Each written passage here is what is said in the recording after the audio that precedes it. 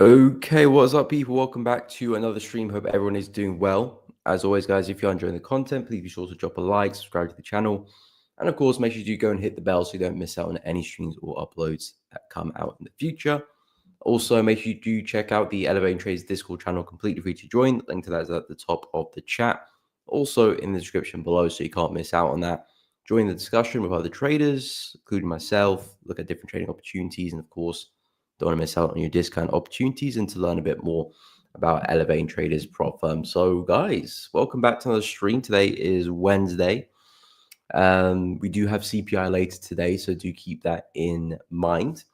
We haven't seen too much movement. I mean, we were pretty bearish yesterday, to be honest. We did see a lot of USD strength, and that kind of translated through a lot of the USD major markets. So Euro USD we kept falling, have been a bit sideways for a little bit, but overall pretty bearish. Pound USD did tank. As we can see, pound's pretty bearish as well, but overall USD was pretty strong. So that was a recipe of disaster for pound and big push to the downside. Aussie dollar looked a little bit bearish. Nothing crazy like pound, but we were slowly falling to the downside. Ends the USD. For this one, something similar as well, slowly pushing to the downside. Dollar CAD, I think, was a little bit bullish. Yeah, again, slowly pushing to the upside. So overall, USD is very strong. Of course, if you go over to the dollar, the DXY, we can kind of see that in a nutshell. I think yesterday we were trading maybe around here when we last spoke. I think that was the where we opened up for the. Oh, so we're trading around here. So the market has pushed to the upside. So if I go to the weekly chart, because again, I'm looking for some downside at this 105 kind of 500 area, and it looks like the market is poking its head above it. I was looking at this trendline confluence accompanied with that level down the left.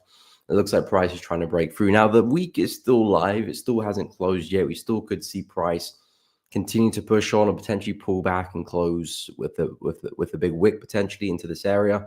So I'm not going to say anything's confirmed yet, but yes, definitely we're seeing a lot of USD strength at least intraday and intra-week. This candle's still kind of halfway through. It's only Wednesday. Things can change around. So I'm going to keep an open mind here for USD because my plan coming into the week was looking to see if we can see some downside from this level here for the US dollar. Of course, if we do break out, I'll look at the high here at 107. That'll be the next area. I'll be anticipating some downside. And of course, if we break through that, then maybe USD is just going to continue to fly and possibly push all the way back up here again. Excuse me. Back to 113,500. So we're coming up to some big levels. You can see previously a lot of bearish momentum from these areas. So from a high time frame point of view, this is where you want to be looking at for your sells if you're looking for a long-term swing.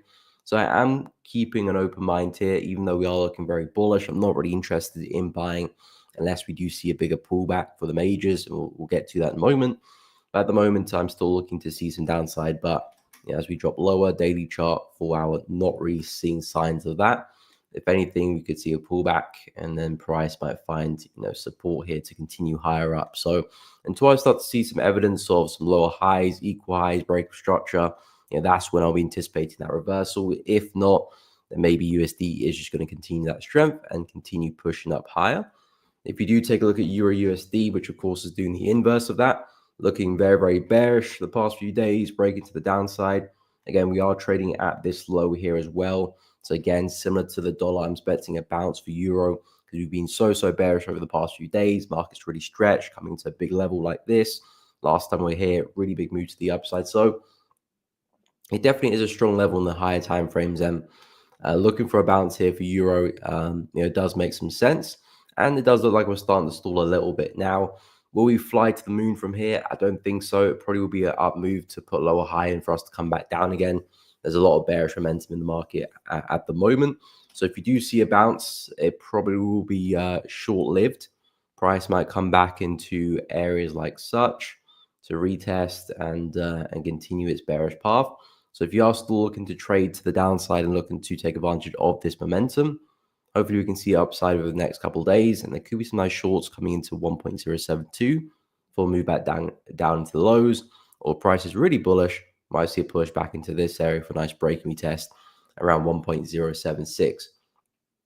So overall for Euro, still a lot of momentum to the downside. If you are looking to short, of course, you want price to bounce at least, see a bit of a breather. Those two areas look good. Try and see the next lower high. And again, look for some downside. If you're looking for some mean reversion, some reversal opportunities, then you can be looking to partake in some buys at these lows. Again, a bit more aggressive because you're going against all that momentum over the past few days, few weeks. So it is a little bit more of an aggressive trade, but it does make sense where we're trading. Looks like dollars trading at a similar area as well. So I do think a bounce is likely at some point. The market has just been falling out the sky. So I do think some retracement is likely, but watch out for these areas because we could come straight back down. If we take a look at pound USD, which again was very, very bearish yesterday, we've been trading in this channel for a while, but it looks like price has finally broken the low of the channel as we picked up the momentum over the past few days. So it does look like price is extremely bearish now. I mean, we're not quite at this low yet with pound, but we're not far off it.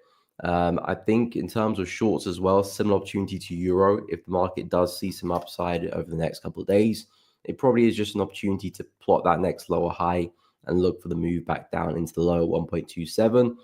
So an area around 1.285, that looks like a nice place to short me. Of course, we'll see how we get there, how we react. But things look good. I would suggest another move is likely to come back into this low. And then maybe we see that bigger push to the upside there for pound. Because again, we've been falling for a while. We've broken through significant structure on the left here. So that's kind of what's kicked us into that bearish gear. I have been looking for a deeper correction before the continuation, but the market's just been too bearish. And of course, USD's been pretty strong. So we've just been like slowly slipping to the downside. And of course, with yesterday, with all the pound weakness, that just kind of accelerated everything and price is looking really, really bearish. But we do have a big low here at 1.27. It looks very likely price is coming to retest that. But in terms of some shorting opportunities to take advantage of that move, you do want price to have a bit of a breather. After such a big move, selling down here is always going to be a little bit difficult. If price can find support, push up a little bit, there's a good chance another lower high will come into place. And if you're trading around 1.284, 285, that looks like a nice area to short to me. And you got the daily low there to target, if you're looking to capitalize on that down move. So yeah, pound USD, more downside. Still, I do think a big move to the upside is likely. The market's quite stretched, but for now, momentum's still there. So similar to euro, looking for a bit of a pullback, then more downside. Moving on to Aussie dollar and New Zealand dollar. Again, these guys still looking for more downside back into the lows, as I've been suggesting for a while. All we have is a massive ranging market here for both of them. So really just looking to play the high and low of the range. We're kind of in the middle of nowhere really right now. So I do expect us to keep falling back into 0.64 eventually. Price is looking pretty bullish at the pretty bearish at the moment. Looks like we're breaking through the floor here. I wouldn't say it's the cleanest break in the world, but it does look like price is slowly breaking through that support level. So again, I did say yesterday, if we can get a clean enough break, there might be a nice opportunity on the retest of that same area for some shorts to take us to the downside, retesting that area around 0.65300, looking for the next lower high and, trading it back down to that low, because that's the next significant level of support. And as price just fluctuates between the high and the low, naturally after such a strong rejection of the high, it's a good chance of us coming back into the lower end of things around that 0.64 area. So to me, looks like more downside is likely the outcome here for Aussie dollar. Looking at New Zealand dollar, looking at a similar move. I believe this one's a lot closer to that significant level on the daily chart. So yeah, this is the level I'm looking for price to get to, 0.588. We're not too far away from that at all. So in my book, it does look like price will keep falling. Had a massive rejection at the highs over there. So naturally, you expect price to come into the low and not far off it as well. In terms of finding opportunities, a little bit more difficult with this one because of how corrected we've been. I wouldn't be looking for a break and retest because it's just a little bit too low of my liking to that level. It would be much better if you can get a pullback into this area. I mean, will we see a pullback there? That's a different question.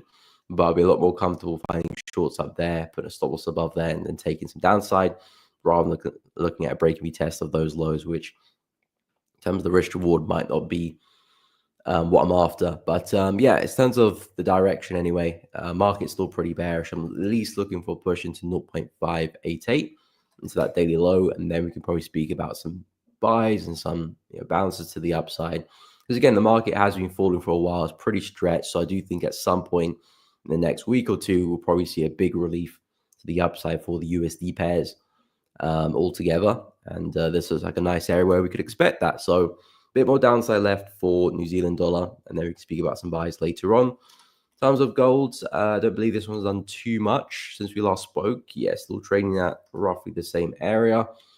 Again, although we have broken structure for gold, I do think we'll probably see some upside at some point here, but because of the break of structure, it's probably just going to give us a lower high for price to continue falling. We did talk about this low here yesterday, which actually lines up pretty well with the 50% of the fib from the high to the low. So we could be seeing a pullback into that area roughly before seeing some downside. I also like that 0.618 area here as well. Brief area of consolidation on the hourly chart might tap into that level too.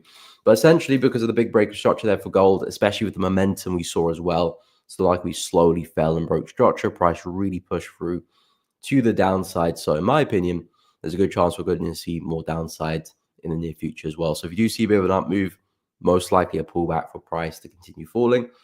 And then onto silver, I still do like silver buys again because of how bearish the gold is looking. I'm not anticipating silver to suddenly push all the way back to the high there. But what I am looking for is to see if we can get a nice reaction off this low. We almost got to that area yesterday, but just about missed out on it.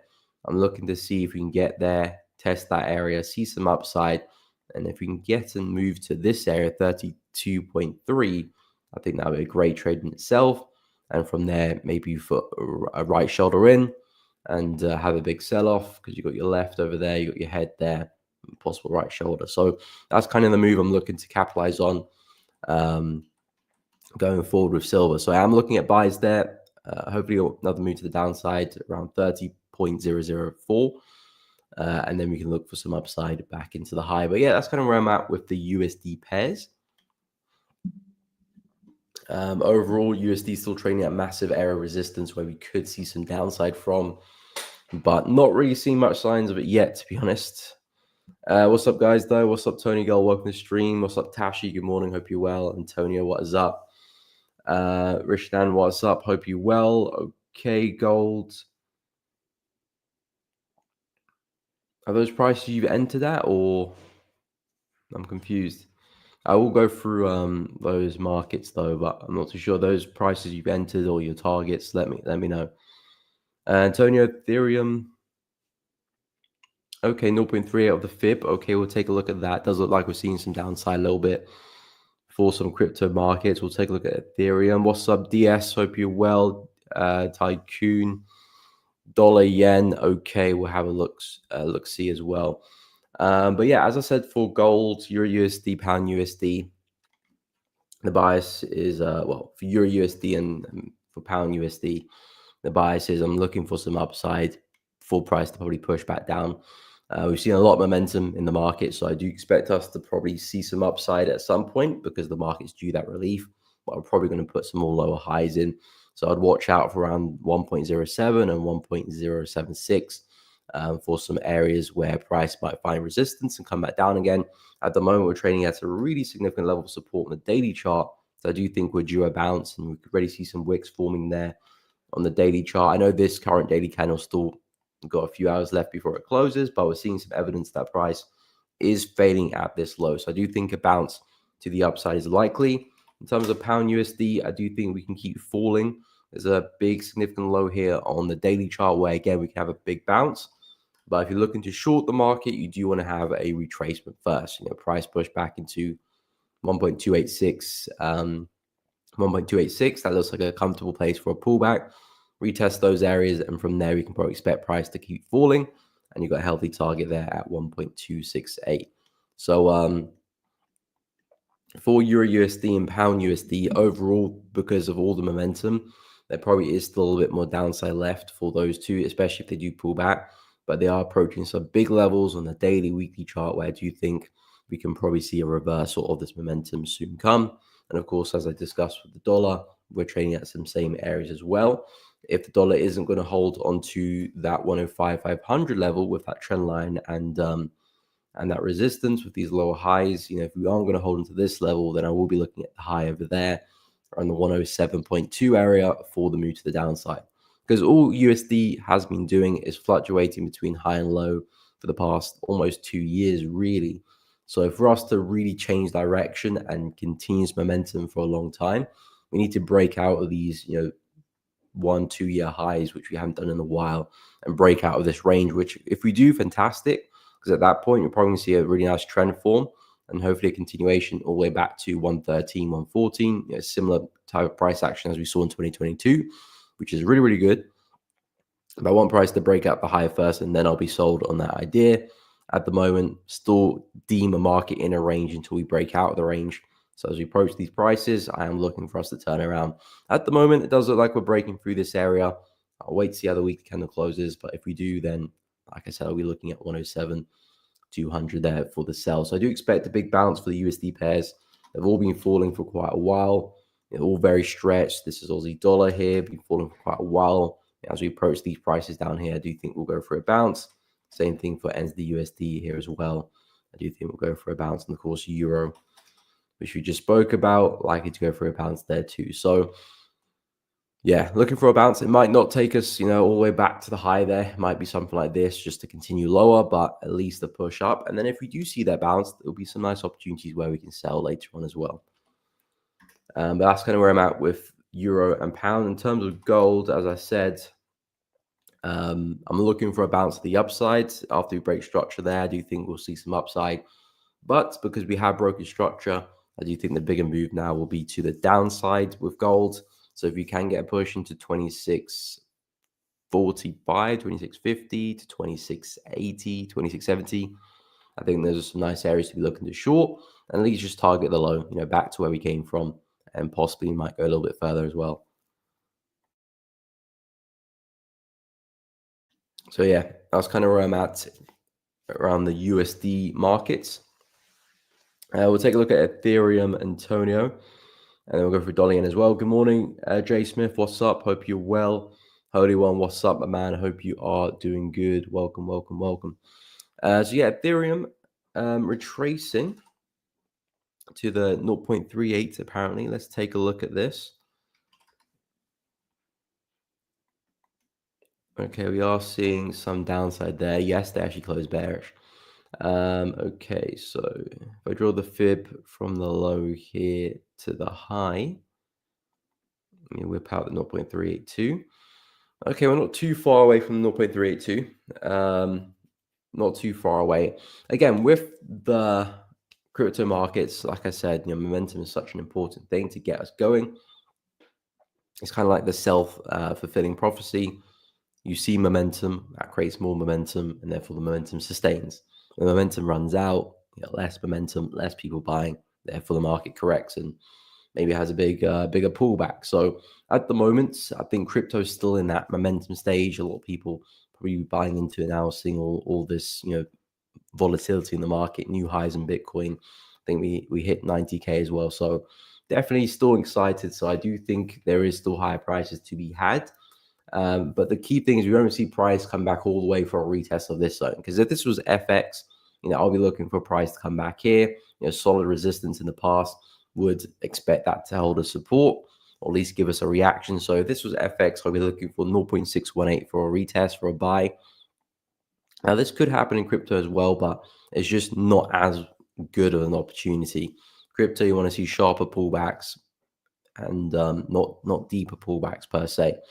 Not to say you can't get deep pullbacks, but it's a sign that momentum is slowing down, and it might not be that we're going to get the big breakout. It might just mean that price is going to fizzle out soon enough. So 0.382, I think, is a healthy amount, still retaining that momentum while still giving us a healthy pullback. There is some support just below us here, which price has stalled at quite a lot as well. So we could see price kind of dance around here and use that to push higher up. But yeah, I wouldn't want to see price come for the retest. No, that's not a bad opportunity for a trade, but in terms of the bigger exponential breakout, it's probably not the best sign, I would say, for Ethereum. So yeah, around this 31.20, I think that's a nice place for some longs. And again, in the terms of trading, not necessarily just looking to buy and hold, but that looks like a nice trade for me. And naturally expecting price to push back to the highs. How's BTC doing? Yeah, slightly bearish close yesterday, but nothing alarming really. Momentum still looks strong. Like I said, Bitcoin, you could still pull back to these prices here before continuing. I wouldn't be too worried if price was to do that, but yeah, at the moment, still think 100K is very likely to be hit. When we've pushed all the way to 90K, kind of teasing the idea a little bit, but we're probably going to keep pushing up. So yeah, overall very bullish on the crypto markets, but there might be a nice opportunity there to long Ethereum. Okay, so we'll go through dollar yen. We'll take a look at what's up, CS Integrated. Hope you're well. Good morning, Rob. Welcome to the stream. Any chance you're a CHF? Yes, we'll take a look. Let me just go through dollar yen, and then I'll go through your Euro CHF. So yeah, dollar yen looking pretty bullish. I was looking for price to come back into support this week, but it looks like price kind of left that level behind in the dust. Around 51,600. I was looking to see if you can retest this as support or break through and use it as resistance. Either way, that was going to be the level I was going to focus on this week, because if price is going to break to the downside, I'm expecting us to break this support, and I expect to use it as resistance. And if price is going to continue the trend, I'll expect this level to hold. Essentially, we did see a bit of downside, but not enough to come back and retest that level. And now we just about created new highs there with dollar yen. So overall, the market is still grinding higher. Again, it's still very stretched, so it's nothing that I'm going to look to get involved with. I think if you're looking at some intra-week, intraday opportunities, it could look good, but even so, the market's still pretty corrective. You can see as we created a new high there, market had a pretty big pullback, created a new high there as well, pretty big pullback, create a new high here. I do think we'll probably go for another big pullback as well. So it's not like a situation where I would say, okay, I'm looking for the break and retest of the high now. Maybe if we have a really big exaggerated breakout, then yeah, maybe you talk about the retest of the high. But judging how price is moving in the recent swings here, every time we do take up the high, we do push straight back down. So I wouldn't be surprised if we do go through a bit of a sell-off here for dollar yen. Now, will that sell-off be the catalyst for a big move down? Yeah, that's a different question completely. We have to break structure first. But I do think we'll probably go for a bit of a pullback now with dollar yen here. I think the key thing is that we are still pretty consistent with the higher lows. So we're probably going to see another one. But yeah, I will be expecting us to pull back first and then see some upside. So I wouldn't be looking at any retest here really, because that's just not what the price is giving us. But yeah, anywhere around 153, I think there's a nice place to look for some pullbacks and then probably some more upside. But because we are still pretty corrective, that's what doesn't give me much confidence that this will continue forever. I do think at some point we'll probably have a pretty big swing to the downside. It might just form a higher low for price to keep going higher. That could be the situation. But I do think we are due a move down. But yeah, structure still seeing higher highs and higher lows. So at this point in time, we're probably going to see a bit of a dip, followed by some more upside shortly after. So yeah, that's kind of where I'm at with dollar yen. In terms of Euro CHF, definitely not one of my favorite currency pairs at the moment. Still very flat. Again, higher time frames I'm very bearish on. You can see the overall direction of the market, consistent lower lows and lower highs. So when the market is in this theme, in these conditions overall, I'm only looking to sell really. Sometimes, yes, I do go through some counter trend opportunities, but very rare. I'd say 85% of my trades will be pro trend and 15 counter, maybe even 90-10 really. Yeah, overall, I would be looking to sell. It's just difficult because we've just been very sideways. Overall, the market has found it really hard to break out of this range here. Maybe besides that, but overall, the market's been really flat. I did say it would be nice if the market was to come back and retest the high up here. I think that would be a nicer place to short. At least we're kind of a way away from that range, back into some fresh highs. Looks like a nice place to find some shorts. Of course, monitor how price gets there and how we react. That looks like a nice place to short to anticipate some more downside, because whilst we're in this range here, I wouldn't really want to get involved, to be honest. I really wouldn't want to get involved. Let me know your bias and what you're looking to do. Unless you're looking to trade the range, buy low, sell high. If the market spikes back into the low here again, it could be a nice buy there. And of course, same thing with the high there as well. So if you're looking to play the range, I can understand that, but I definitely would avoid looking to trade inside the middle. If you are looking to trade, you want to focus your efforts at the extremes, right the lower, right the high, where you can get a solid stop loss away from all the noise. But if you're looking for a bit more clarity, I would wait for price to break higher up a little bit first, which pretty much lines up with his daily low here as well. So yeah, that's kind of where I'll be looking to get involved out with USC. Jeff, definitely not my favorite pair at the moment, but yeah, I would still expect us to get to that low there at 0.92. We're just taking our sweet time. So yeah, if we can break higher, again, that's a big if, but if we do, I think I like the opportunity. If you're looking to play the range, then there's opportunities there as well. So yeah, that's kind of where I'm looking at for your CHF. If you're looking at a different time frame, just let me know and I'll take a look.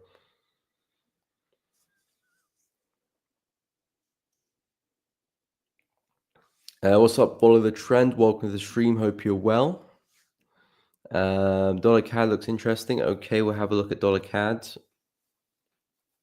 CAD is so weak fundamentally. Yeah, I mean, some markets have been a bit weaker than CAD, like euro and pound. But yeah, USD CAD we've been pushing up. I mean, dollar has been pretty strong. Dollar has been pretty strong. So I think that's been a main protagonist here with USD CAD as we've been pushing high, but we're still trading a massive area of resistance. So overall, my bias for dollar has been very, my bias for dollar CAD has been very bearish because of where we're trading. You can see every time prices got here, we've reacted, we've turned around. We are still steadily forming higher lows, so maybe that's an indication that we are getting ready for a big break of this level. But I'll believe it when I see it. When we do see the breakout, then I'll look for opportunities that relate to that, pullbacks, continuations. I'm not going to be looking for buys prematurely as we head into this level. That's definitely not what I want to be doing. Certainly as a swing trade anyway. If I'm looking to do anything, this is a place where I would look to short the market. But yeah, we are still looking pretty bullish. Dollar's still pretty up, so who knows? Maybe we do see the breakout here. But what I want to see is some lower lows, some lower highs forming as the market starts to develop, because maybe we might form into a bigger range here, which would be nice because at that point, price is building up for a move. If it does break structure to the downside, that'd be fantastic. Then something like this is what I'll be looking for some continuations. Retest of a low somewhere, lower high, and Bob's your uncle. That's a nice opportunity. Of course, that's probably a few days away from forming if it does form.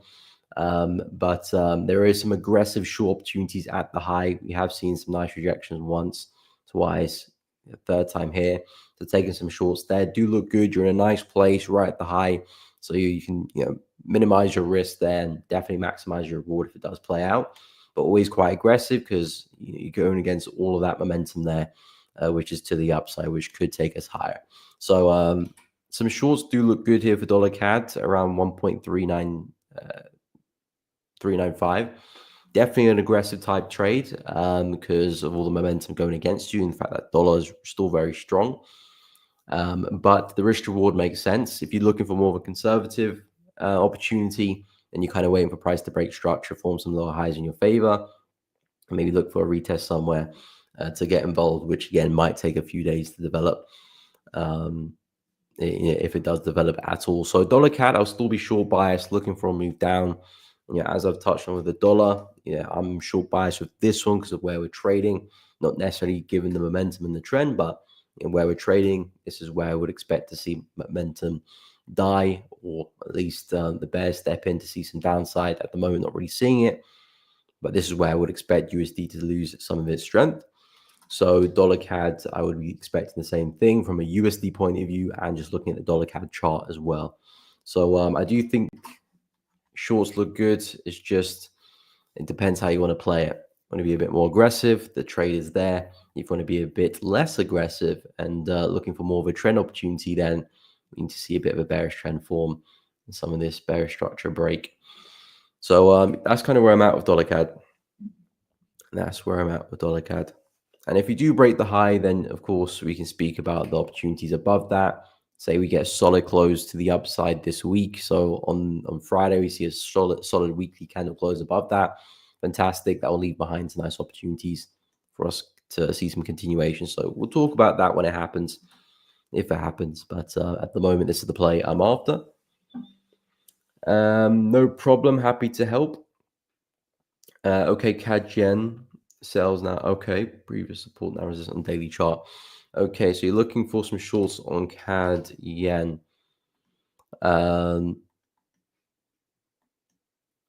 Previous support now resistance on the daily. Oh, okay, I see what you're talking about. So you're talking about support here on the left, turn resistance. So 111-ish. Let me know if that's what you're talking about or if you're talking about something else. But yeah, we are coming to some nice areas. And as I touched again last week and the week before, is that overall in the weekly chart, we're trading at some very pivotal areas. So again, massive rejection. Can we see another big rejection? Possibly. We're trading at some areas of a lot of indecision. Now, again, shorts do look good here for dollar CAD as well. Coming back into the high here, you see a lovely rejection last week. We're back there again. This is definitely a decent place to look for some shorts. Already had some nice wicks there this morning. As you can see, lovely wick to the upside. The market's struggling.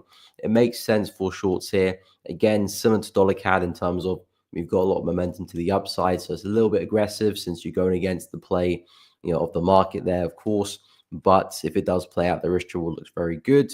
You can wait for a more conservative opportunity, which would be waiting for price to break structure, take out some of these lows, and then looking for some opportunities behind that. Retest somewhere. Of course, we'll plot that and see what that looks like closer to time. It depends on a lot of factors, but something like this could look very good in the next few days, which again, a bit more conservative opportunity, but that will take a while to form.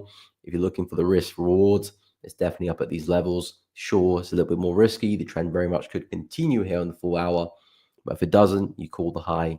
You're looking at a very, very nice move to the downside as well. So yeah, CAD JPY sells. I can see that there as well. Like I said, a bit more of an aggressive trade, but you're trading at nice area. We saw some nice daily confluence there as well. And I like how the 4 hours reacting here. Really nice wick this morning. Looks like price is really struggling at the highs. So there's a good chance for some downside. But yeah, if we are going to see a big reaction here on the weekly chart, weekly daily chart, and see some continuation, we could be coming all the way back down into the lows here. So there's a long, long way to go if we are going to get that sell. So the risk reward looks good. And of course, I probably wouldn't expect you to target that level outright.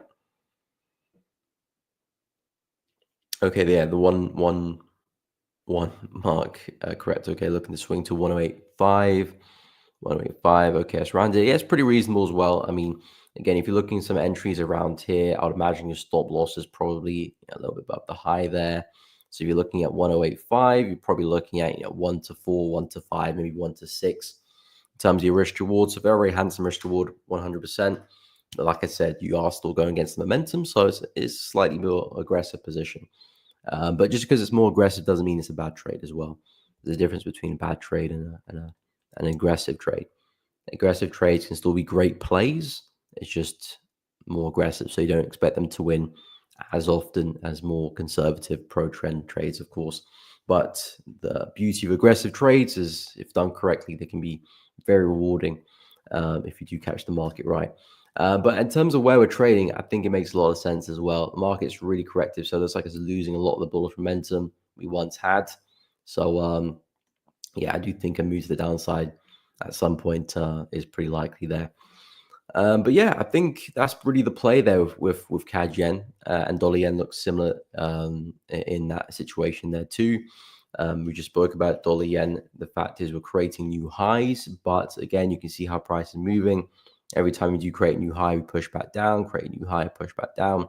So I'm expecting something similar with Dollar Yen as well. And overall, you can see the market is still pretty corrected too. So it's not really feeling with me a lot of confidence that we're gonna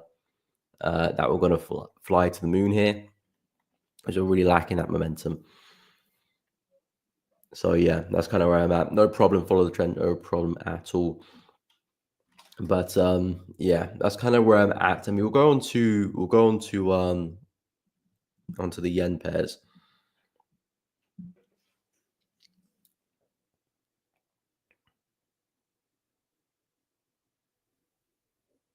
Yeah, true, true. And you take the same setup, just you're getting to a little early instead of waiting for the usual confirmation. Yeah, of course. Yeah, I mean, there's so many different ways to trade the market and get involved. You know, you can get in a little bit early without waiting for more confirmation. Of course, you would expect those trades to not have as high a win rate as you would if you're waiting for all your confirmation to be ticked. But then again, if you do get in early, you get better risk reward, better entry, more pips to catch as well. So there's pros of doing that as well. Um, there's different strokes for different folks. Some people just want that really conservative opportunity when everything is ticked, and then they're looking to take those trades. Some people don't mind about losing a bit more trades because if they do catch the winners getting in early, their reward will make up for it, 10 times over. Um, yeah, with the yen pairs, the shorts are there, dollar CAD, the shorts are there. You're in trading some really nice places where you would expect to see momentum kick in.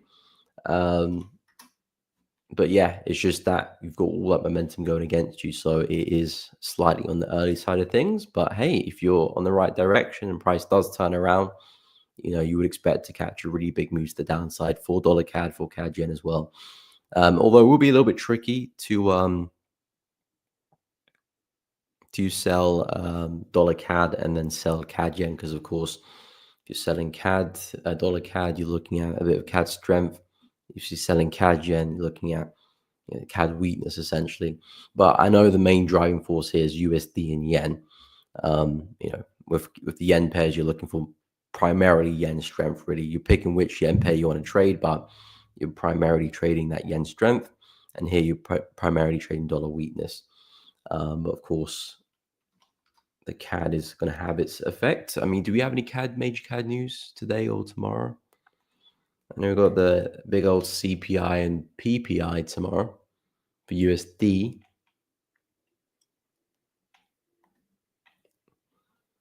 No CAD news today.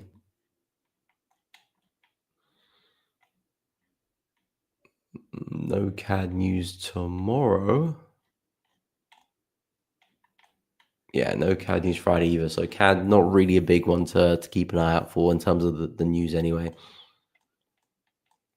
But USD and yen as well. Yen's got GDP growth rate Thursday evening. I want to keep an eye on that. And of course, USD CPI and PPI tomorrow.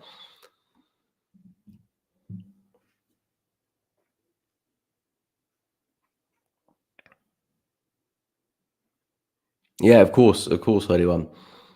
Yeah, it's very similar to that actually. Very similar to that because you're waiting for the moving average to for price to get above that, whereas I'm getting in before, which of course is the more aggressive trade because the moving average will give you more confirmation that price has actually turned. But again, it's the same move as well.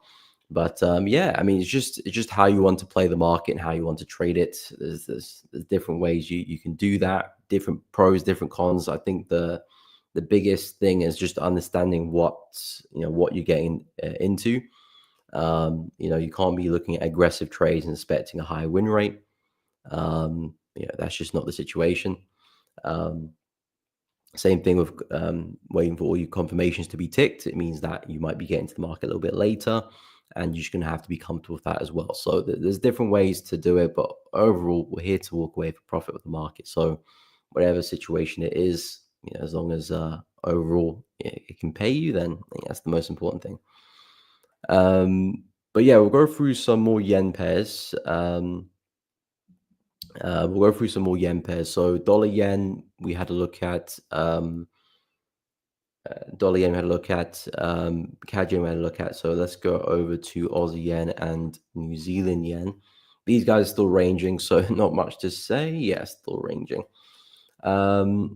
Yeah, I do think they're getting ready for a big move because, again, when we consolidate like this, we're normally getting ready for a big move. So I do think, well, whenever it breaks out, there will be some really nice trades to be had. with Aussie yen and New Zealand yen, whichever way we break out to, I am kind of expecting to the downside. So that's kind of where I'm leaning towards.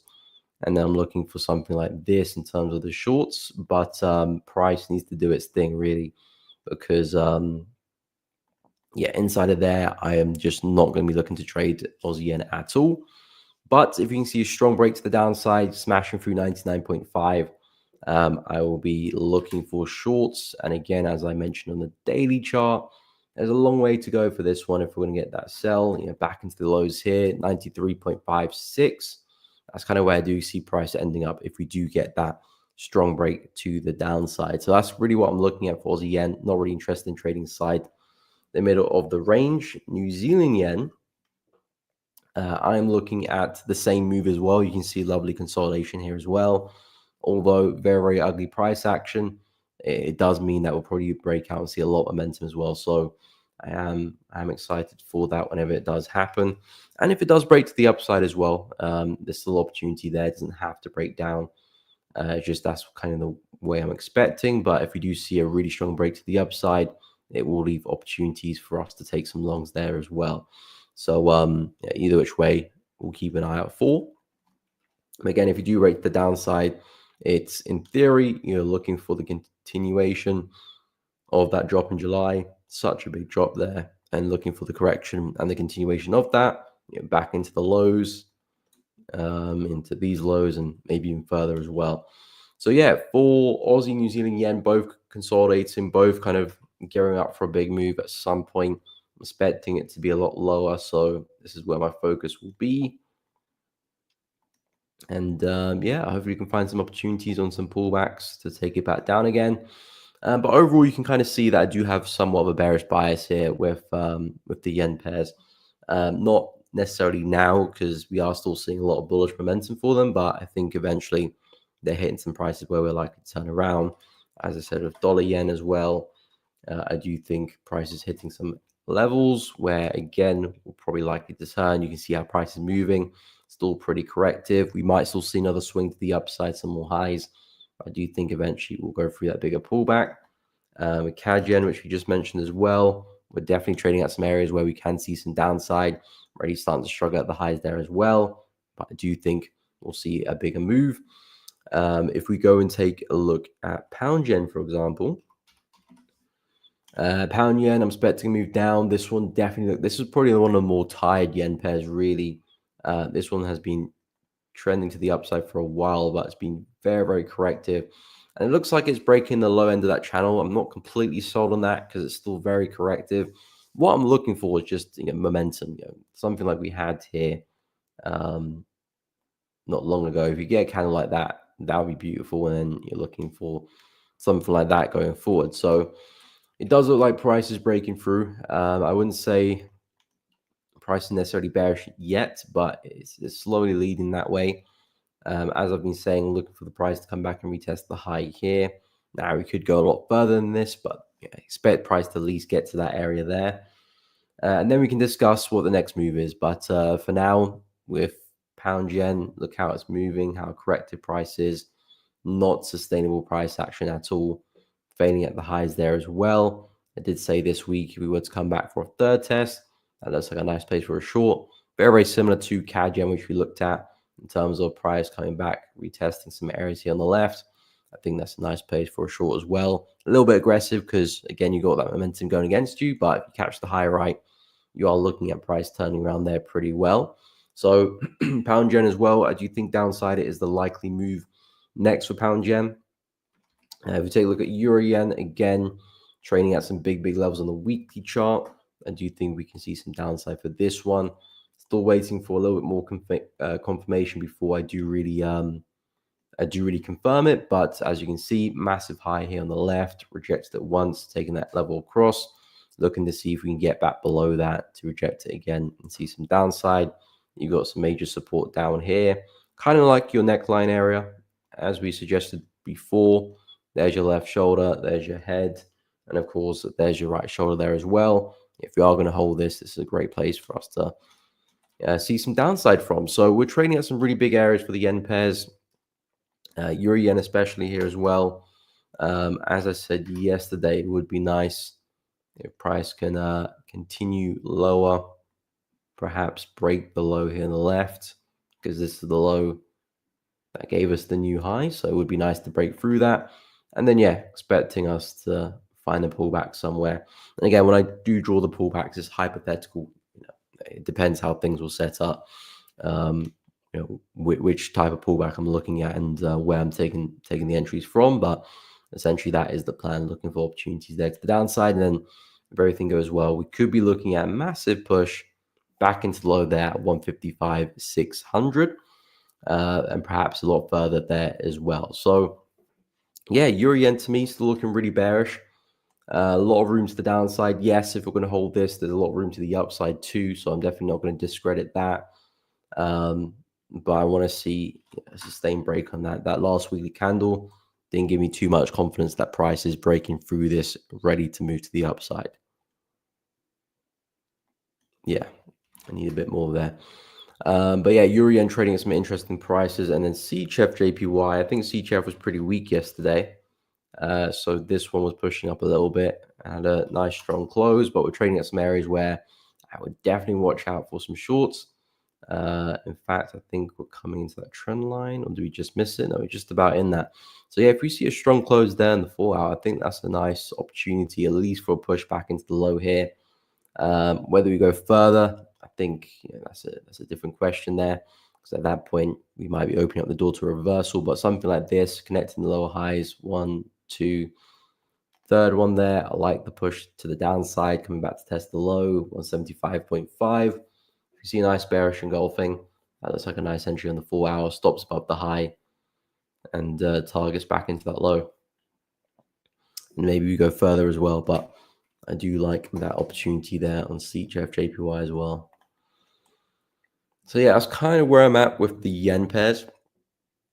I do think some downside is on the cards. How's the basket doing quickly? So yeah, still kind of in that corrective channel. Didn't break it yesterday. So if you are going to pull back, of course, we need to break the channel first. There's some strong resistance above us, which we need to somehow break through. If we do that, then I do think we'll see some upside, at least back into 65.20, then we'll go from there.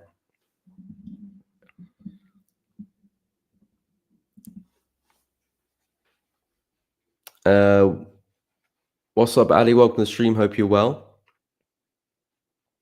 Okay, have a good one. See ya. Ends the Asian session active. You're saying NZD was active in the Asian session? I mean, I believe it was. It does do most of its movement in the New Zealand, in the Asian session. It is Asian currency. What's up, Remo? Welcome to the stream. Hope you're well. Euro pound. Yeah, Euro pound was pretty bullish yesterday, actually. Euro pound was pretty bullish. Of course, Euro was very, very weak the past couple of days, and then we saw a lot of pound weakness, and that's what just flipped the script really in price. Had a very strong close down the daily, strong close down the 4 hour, and price did really push up. But again, this is kind of expected, because if you zoom out to the higher time frames, particularly the monthly chart, look where we're trading. Massive levels here, particularly on the monthly time frame. Now, again, nothing's 100%. We can break through these areas, but this is a very, very strong level, and naturally we're expecting price to bounce through here. If we don't, let's break through and then we'll analyze. But my initial anticipation of price coming into such level is definitely expecting a bounce. And if we don't do that and we break through, then I'll reanalyze and go again. But I'm expecting price to hold this and see some upside. Really strong close there in the daily chart. I think the key thing to me is that we're back above that level in the 4 hours mapping out yesterday. So if I do drop to the 4 hour chart, I was talking a lot about this low here. I said if we can get back above that, then I would anticipate this being just a big fake out. And then we can look for something like this, a retest of that same area and a push to the upside. And yeah, you got a nice little target there as well, 0.83490. And again, we can go a lot further than that. We could be pushing right back to these highs and a lot further than that too, because if you look at the prior bounces on the monthly chart, price can absolutely fly to the upside. But of course, I doubt many of us will be looking to hold a trade that long, especially on a pair as choppy as euro pound. But in terms of a nice opportunity for the week, I think if we can come back to retest this low here, now it's going to be acting as support again. This looks to me as a big fake out. Come back, retest that area. I think we can see a nice little move to the upside there. And you can already see some signs of bigger fish coming into the market here, because big candles like this don't just happen out of nowhere. Another big move there to the upside as well. So you can see we're getting big momentum coming to the market here as well. Again, big momentum coming to the market, and rightly so because of where we're trading. But yeah, if we were to come back and retest this, I think this could be a nice opportunity. Probably some entries on the 4-hour or the hourly chart, maybe even lower as well. But something like that looks good because this is the fake out. So any initial stop losses below here would definitely be taken out by now. And now the price is now back inside that range, you're looking to trade the low back to the high, and then you can leave some positions to run if you're looking for a bigger trade there. But yeah, euro pound, although it's a very choppy pair, not my favorite at all. But I think that's a nice opportunity there, because you kind of dodged the bullet of the fake out. Well, most likely. Of course, nothing's 100%, but most likely, anyone buying here will definitely be taken out. But now that we've done that job, we've taken out those traders. Now we can see that upside move there as well. So yeah, that's kind of what I'll be looking at for euro pound. Of course, longer term, the bias is very, very bullish. Yeah, at these prices. So naturally going to be expecting a bounce. And if we break through, we can discuss that when it happens, looking for us to come back into these areas here around 0.8, 0.79. So there's a long way to go if we do get the break. But yeah, we'll discuss it when it happens. And you can look at last month's price action as well. Not the strongest bullish engulfing candle in the world, but we did get an indication of momentum on the monthly chart as well. So this candle still has 16 days left. Maybe it fills the wick and closes bearish. Maybe it pulls back and just leaves a big wick. Either which way, you can see all the wicks here previously. So I'm just going to expect more rejection until proven otherwise. So yeah, that's kind of what I'm looking at going forward with euro pound.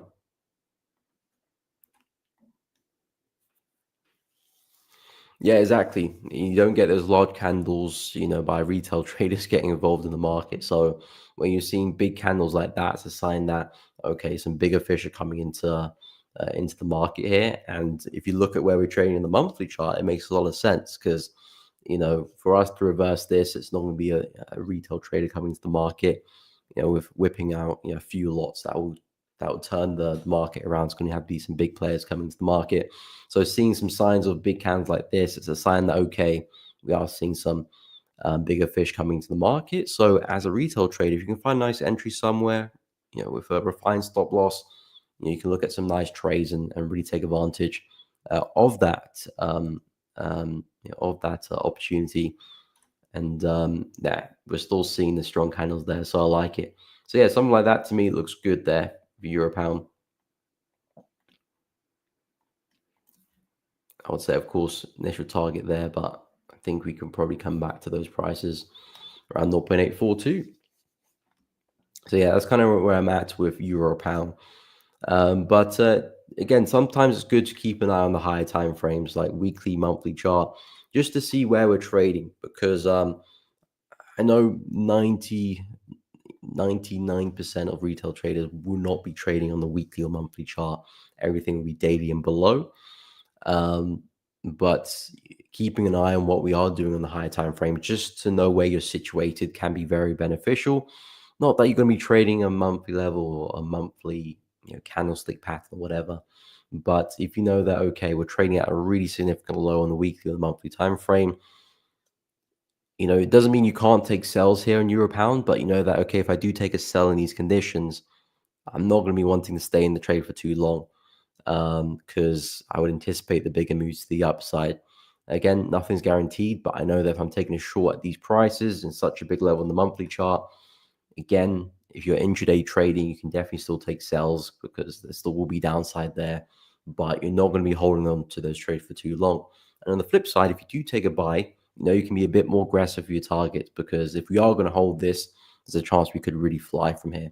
and you're already seeing evidence of those big candles stepping into the market, you could be on the right side of one of those. So you can be a bit more flexible for your targets and probably leave positions to trail as well. You can take majority of your profit at your regular targets, but you might want to leave 20% to run just in case we do keep pushing. And having that kind of knowledge of what the higher time frames are doing can really help, in the long run, improve the quality of your trading. Because everything has a part to play. The highest time frames down to the lowest, everything is the same thing, just broken into different segments, different fractions.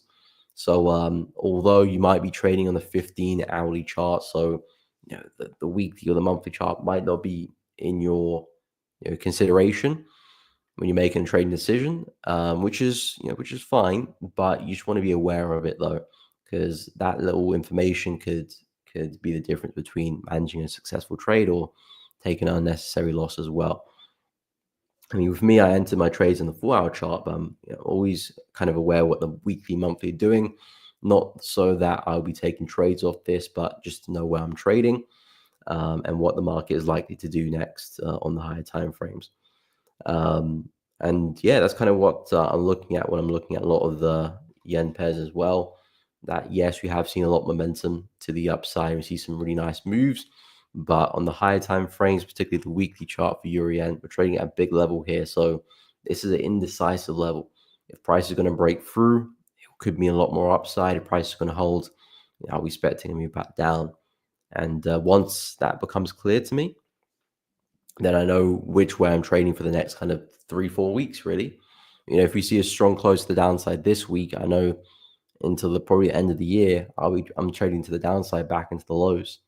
That just becomes a clear bias to me. So what I'm doing on the 4 hour chart, looking for my entries, I already know what the plan is.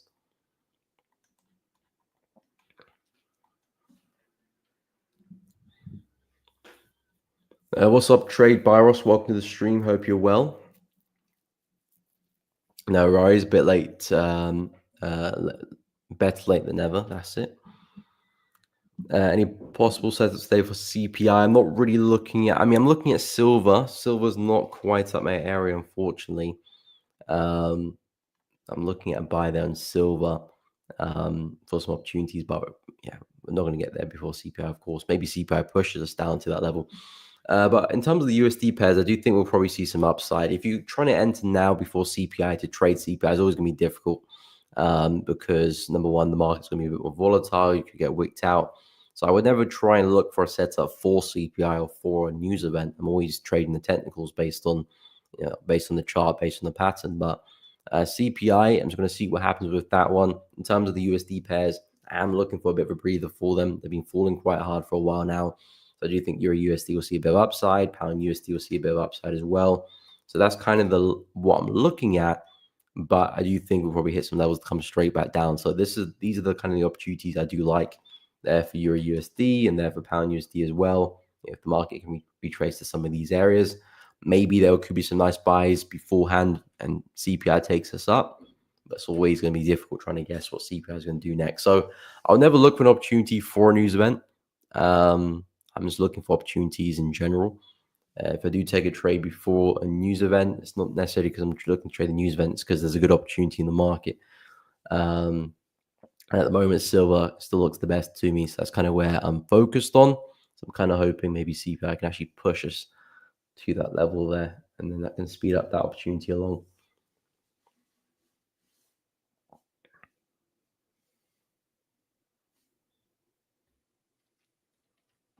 Yeah, I agree. Early one retail flock to the lower time frames because of impatience.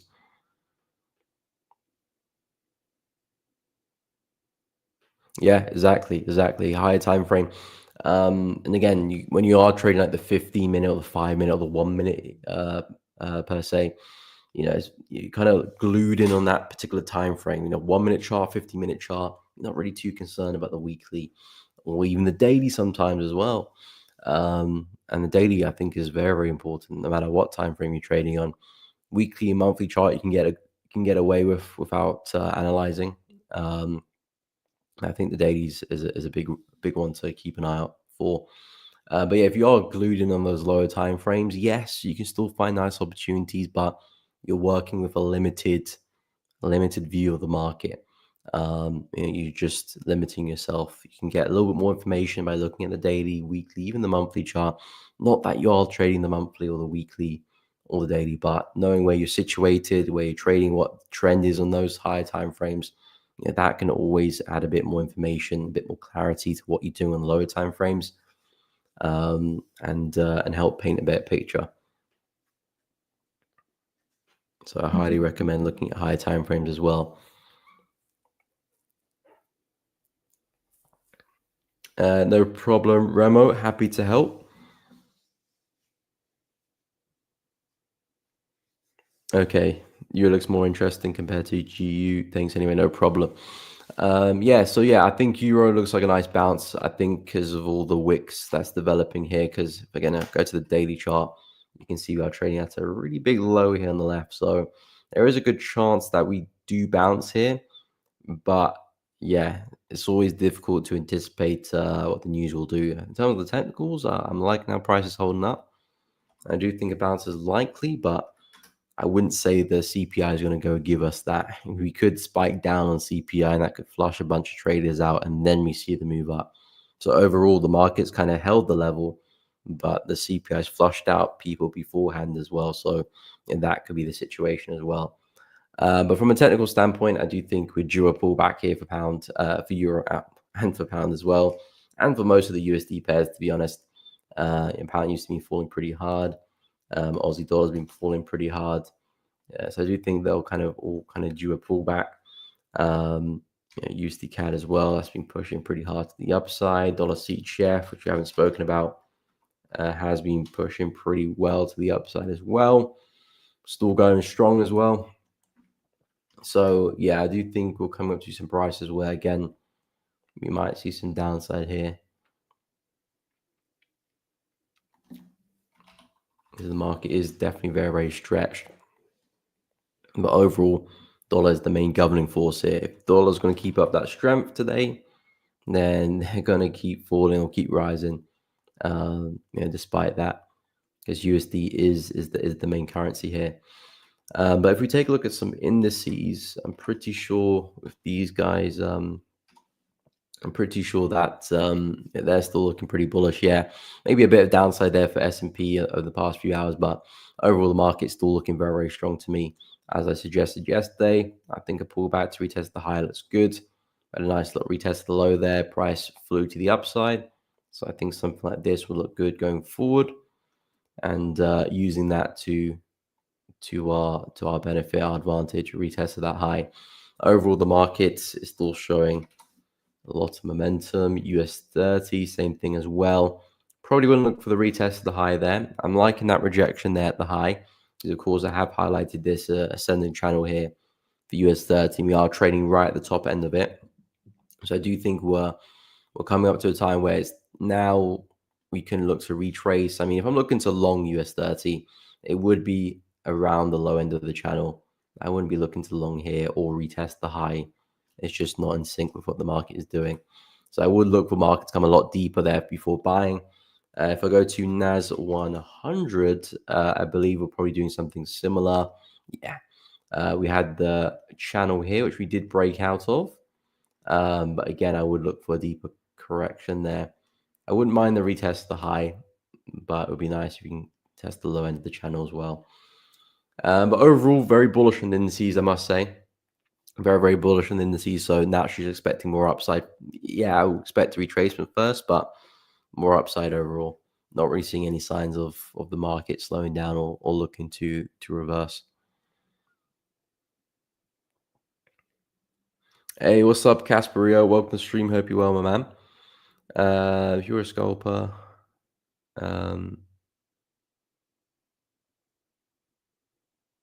okay, good question, actually. Good question. I mean, again, with closing before news, I mean, worst case scenario, you just close the trade before. So I don't think there is necessarily a certain limit, but I would say if you're a scalper, you don't want to be in the trade. Probably say, I'd say max 15 minutes before the news comes out, but preferably half an hour before. So you can keep trading as normal, 30 minutes, 15 minutes before the news event comes out, because typically before a major news event, the market does become a little bit slow. So, if you are in a trade, price is probably not going to move too much between, half an hour before until the news event does come out. So, you're probably not going to see much movement, but yeah, spreads will start to widen kind of as soon as the market, probably a minute before the news event comes out. So if you're out, maximum 50 minutes before, you have no stress on your shoulders really. Um, but yeah, I would say 2 hours is fine, hours fine. I'd just say 15 minutes before. If you're still in a trade, you probably want to pull it if you are scalping, because you don't want to be in a major news event if you're scalping. Very tight stop losses, wide spread, slippage could be crazy. Yeah, definitely not what you want to see at all. So yeah, I'll probably say something like that. Yeah. But you do want to pull that trade, even if you are in a bit of a loss as well. You probably do want to pull the trade anyway, as approaching news. But 2 hours is fine. 2 hours is fine because as a scalper, what's your average duration for a trade? Probably less than an hour.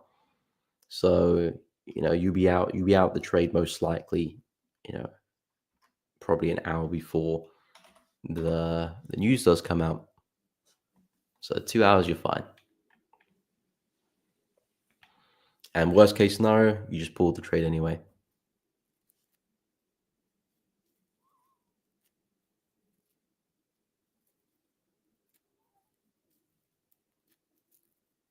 Yeah, true. True. News can definitely move a 5 minute candle. Um, yeah, it is personal as well. It's down to your risk appetite and of course what type of scalper you are. Because some people scalp and they're out of trade within 4 minutes. Some people scalp and they might be they might still be in a trade more than an hour as well. So it depends what you're looking for as well and how you scalp. But I would say 2 hours before generally you'll be fine. But of course, as you do approach the news, you can always just pull the trade beforehand. Um, if you're a bit of profit or a bit of a loss or price has already gone anywhere, you can always just close the trade. But I would highly recommend to close the trade and not stay through the news because um, yeah, small stop losses and a major news event doesn't go well.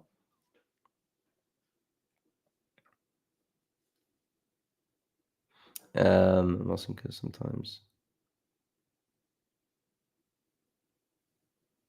Um, I mean, I wouldn't know that on a smaller time frame basis. I mean, whenever I'm looking at price action, I personally, anyway, for me, I don't go below the hourly chart. When I was trading on the hourly, looking for entries on the hourly chart, I never drop below the hourly chart. So I'm not really accustomed to the 1 minute, 5 minute time frames and how they move prior to the news.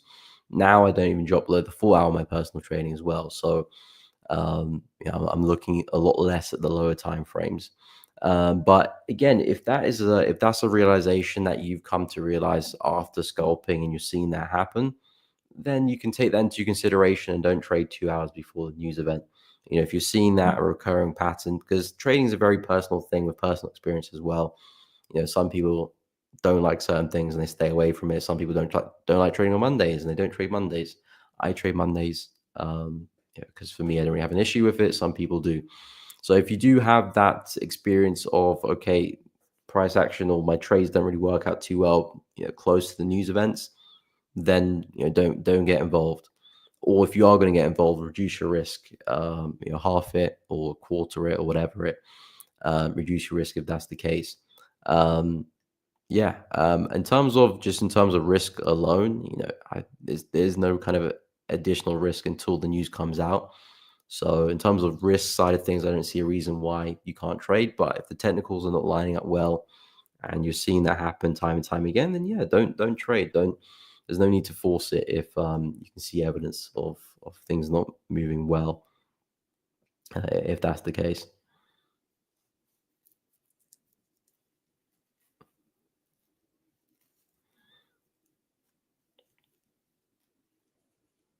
yeah, true, true, of course. Especially if you're scalping as well, because scalping you're just looking for the here and now. Fundamentals are a whole different ball game. So yeah, if you're not finding consistency there before the news events, because trading essentially is all about finding what works and then honing in on that. If you study some really great traders, the all-time greats of traders, they're not the jack of all trades. They're a master of a particular whatever, whether it's a particular asset class, a particular style of trading, a particular this, particular that. They're always very, very particular on something they're good at, and they really focus on that and they milk it for all it's worth. So if you're seeing evidence of, okay, I'm performing better in these conditions when there's no news, and then when there is news, I'm not doing too well, then that's clearly something you want to either try and fix or just get rid of. It's either one of the two. Like people who don't like trading Mondays, it's either you fix what you're doing wrong on a Monday or you just discard the day. Either which way, you got to focus on what's doing well. If you're doing really well on Tuesday, Wednesday, Thursday, Friday, and that's where you want to focus more of your trading anyway. And same with going into the news as well, because trading is not something where you can be the master of everything. You just need to focus particularly on what you're doing well. How is okay? It still hasn't moved much. How is New Zealand CHF doing? Yeah, New Zealand CHF was a bit bearish yesterday, but it looks like it's found support a little bit. But yeah, this one is on my watch list as well. I'm looking for a buy. Need to keep an eye on that. But yeah, in terms of my watch list, silver, New Zealand CHF look the best at the moment. Yeah, I wouldn't mind pullbacks on gold or pullbacks on euro pound if it is a big one for some shorts, but we'll have to see with that. In terms of the here and now, New Zealand CHF and silver is one I like the most. Thoughts on GJ? Okay, is that the market you're looking to sculpt, Casperia?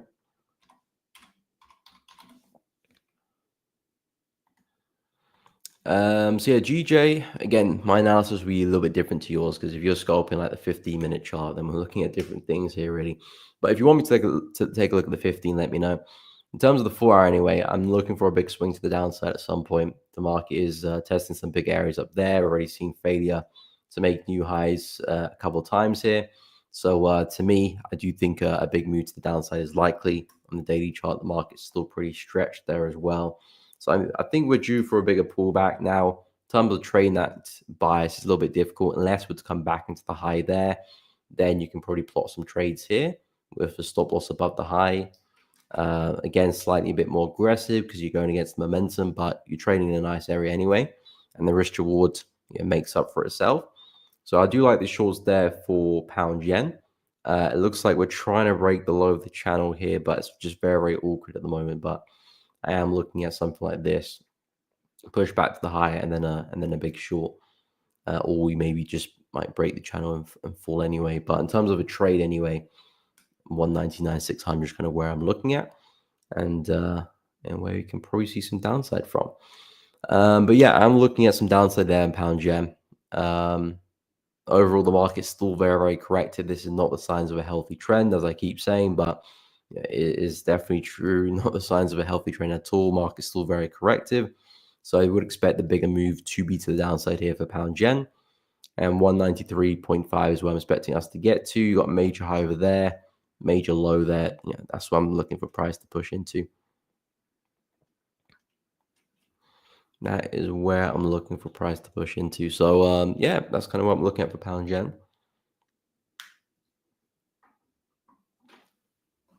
Hey, what's up, Tom? Welcome to the stream. Hope you're well.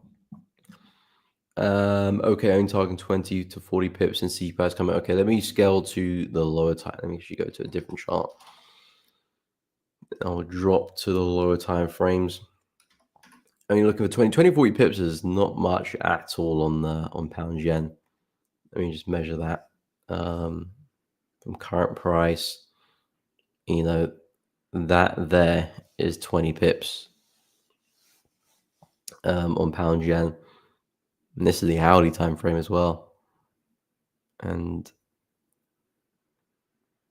that there is 40 pips. So how big is your stop loss for this trade? I would imagine between 20 and 40 pips as well for your stop loss size. Um, so yeah, not looking for much. Not looking for much. 20, 40 pips. Will you see that before the news in 2 hours' time? I don't think you'll probably see 40 pips. I think you might see 20 pips before the news. I think 40 pips, from here to there might be a pretty big move here to see, especially before the news. It looks to me that price might be waiting for the news to see something like that to happen. So in terms of seeing 20 pips, I think that's a bit more realistic because that's pretty much just more or less back to the high there. Yeah, pretty much just back to the high. I think that could happen before the news, although that might not happen too. We might kind of just mess around here. But I think something like that is feasible. But yeah, I think in terms of the intraday momentum, this is the 30-minute chart. If I drop to the 15-minute time frame, I mean, overall price is slowly pushing up. We did kind of reject the lows pretty well there too. So this would be a nice place for an entry if you're looking to anticipate price coming back into the high or back into the high there as well, because we are pretty consistent of all of these high and lows here. But yeah, I would expect to see a push higher up there for pound yen, at least back to 197.70. From there, you might have a bigger sell-off potentially.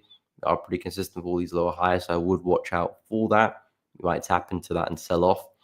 But in terms of following that momentum there and that market structure, I do think we can see another push to the upside back into the high, and then maybe back into that high there, which is around 27 pips, 27, 30 pips from current price. So yeah, in terms of seeing 20 to 40 before the news, I think 40 is definitely a little bit pushing it. 20, you might see that before the news. Yeah, you might see that before the news. But again, if you do take the trade and then you're on like 5 pips profit, 10 pips profit, and the news coming out soon, you can just pull the trade there. You don't have to wait for the 20. And of course, if you're 5 or 10 pips in drawdown, you can still close the trade as well. But then, like you said, if you just don't perform well before the news, then don't trade or reduce your risk if you want to. Okay, roughly. Okay, 1 to 1. Okay, fair enough. So yeah, like I said, I don't think we'll probably see 40 pips before the news, 20 maybe. But if you do take the trade, you're a bit in profit, you should close the trade before, worst case scenario.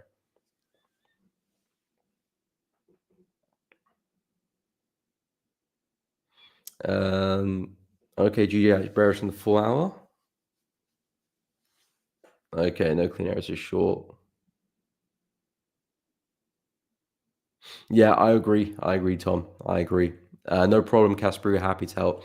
Yeah, I kind of agree with that statement as well, Tom. I'm looking at GJ selling off, but there is no area apart from the high, which again, like I said, is a bit more an aggressive trade, which I know not everybody would be after, but it does make sense. If you're looking for some downside, if price can push back to the high there, I feel like that's a nice place to see some downside. Of course, you're kind of going against all that momentum there, so it could be on the wrong side of it if the market does want to continue the trend. But given how corrective the market is, this is kind of like a range up here, really. And then you kind of got such corrective move on the way up to that range. So it's just been a lot of corrective behavior here with pound yen. Not really any sustainable price action that tells me, okay, this trend is likely just to keep going and keep pushing. So I do think we're reaching a top. It may just be a bigger pullback for us to keep pushing, but I do think we're going to see some downside at some point here for pound yen. So I think the shorts there, 199.6, look good, a little bit aggressive, but if it does play off, looking at a fairly nice managed risk in terms of the pips, and you could be looking at a really big reward there if things really do sell off. But yeah, for the M pairs, I do think there's room to the downside. As I suggested with Aussie yen and New Zealand yen, these guys are consolidating as well, but I do think they're eventually getting ready for a big break to the downside. This is just what I'm waiting for with them, so I'm going to have to stay patient for that. If I go to New Zealand yen, same thing with this one too. A big consolidation, ready for a big break to the downside, but yeah, not quite here yet. And effectively the same thing with pound yen as well.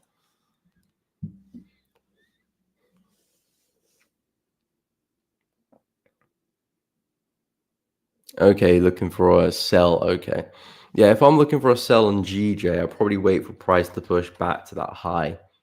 Um, Actually, let me go to the Oranda. So if I was going to sculpt GJ personally, um, I'll be waiting for us to push back into the high here and look for a trade up there for a sell.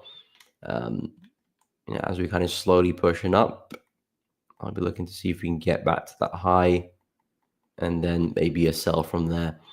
Um, but then again, I don't think we'll get to there before the news anyway. So it's probably a situation where we might see the CPI push us up there, then get the sell, or maybe the CPI push us down. But in terms of a place for an entry, that's kind of where I like the shorts from. But of course, if you've got a plan, stick to it. I'm sure you've gotten an idea of what you're looking to trade and how you're looking to trade it. But yeah, like I said, if you're not finding the price action you want to see before the news, because before the news it doesn't play out too well, then there's no need to try and force it. Or if you are going to take the trade, reduce risk. Scalping around new territories like walk into a lion's den.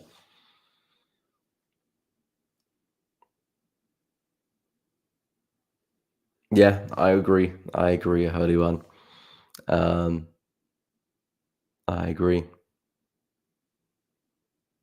It's because fundamentally, you're not really taking that into consideration. You're looking at technical patterns to trade, and then when the news is announced, especially if you're scalping as well, it doesn't even matter necessarily if you're in the right direction. You could see spread wide enough that will take you out the trade, and or maybe a wick goes against you, then the market goes for you, but that wick will take you out the trade and could slip you pretty badly as well. You could be risking a healthy 1%, but that could end up being a 3% loss. And the funny thing is, the trade idea was still correct. Your price might still see moving in your direction, but you were taking out the trade beforehand, so it becomes very, very, very, very messy. Um, so yeah, trading through news, especially if you're scalping, is a big no-no.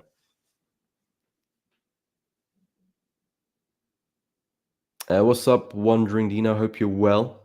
Welcome, welcome.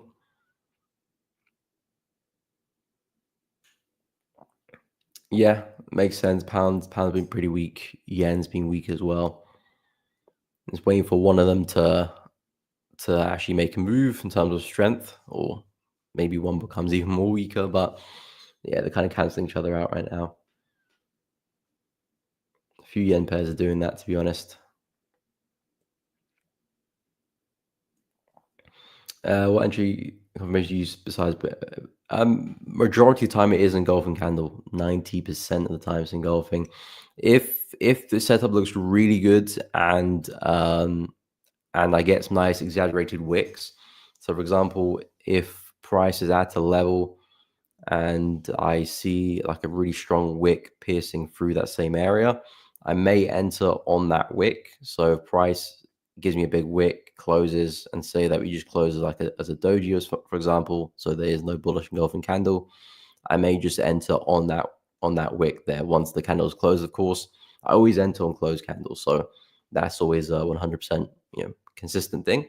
But say the candle closes a big wick and leaves a big doji and price at a good level, I may just enter on that instead of waiting for the next candle to give me that bullish engulfing, because if I wait for the bullish engulfing, still get the confirmation, but it just means my risk will be a little bit more uh, we not as great because I'll be entering up here per se. But if I can enter there, of course, I'm entering before the momentum has stepped into the market, but because the wick is very high quality, I can enter on that as well. So sometimes I will enter on the wicks, but 90% of the time it is bullish engulfing candles or variation of a bullish engulfing candle. It's that concept. Again, I don't try and have a million different ways to enter the market. You just need to master one really. Um, master one. That's the best way forward. Like I said earlier, if you study all the best traders, the all-time greats, some of them will have multiple strategies, but whatever strategy they're deploying, they're very very good at it, and they know exactly when to deploy it. So if you can master one, then you can move to a second one.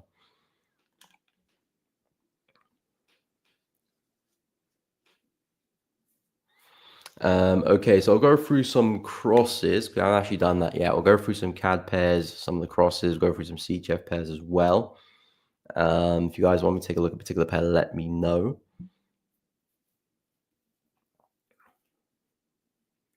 Yeah, exactly. Showing the shift of momentum that, okay, the bears are in charge or the bulls are in charge, which is why I really like it, especially if you're entering at particular areas in the market. So not like a random bullish engulfing anywhere, but if you're seeing areas where we have seen price respect it, maybe a moving average, trend line, whatever, they can be very, very effective.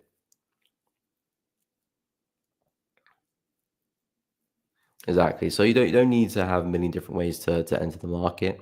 Just become effective at one, and then you can look to add once there is. But if you're not effective at one yet, then you've got to find whatever that one is and become effective at that. We'll go through some CAD pairs. So EuroCAD has been added to the watch list. A really nice break to the downside yesterday, well, actually the day before yesterday, really.